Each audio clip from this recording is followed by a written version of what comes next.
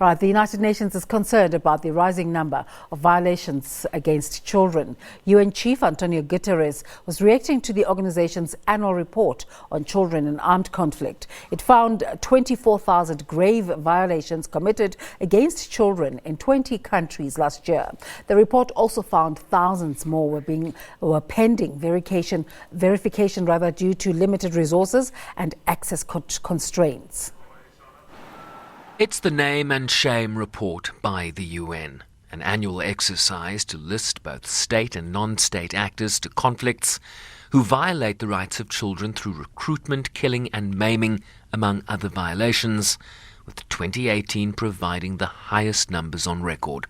This is the highest number we've ever recorded since 2005 on this violation.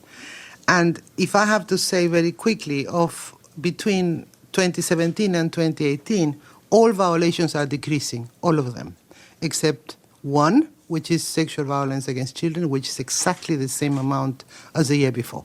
So that is a plateau that has to be broken, and we're not making any inroads into breaking that plateau. The rest have all decreased.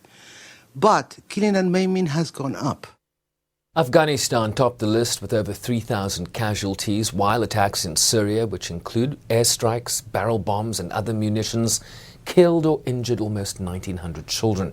The report also points to Yemen, where a Saudi-led coalition continues its military confrontation with a Houthi rebel movement, accounting for almost 1,700 children bearing the brunt of ground fighting and other offences.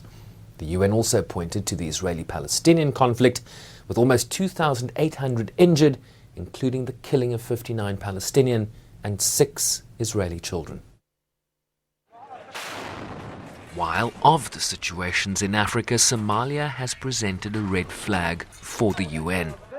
The one situation that really is the worst one, the one that we have to do our utmost to try to reverse, is Somalia.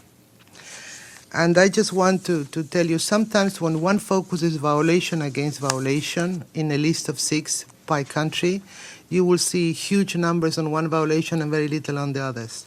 The only one situation where all the numbers are very high, all of them, all the violations on all the categories, Somalia.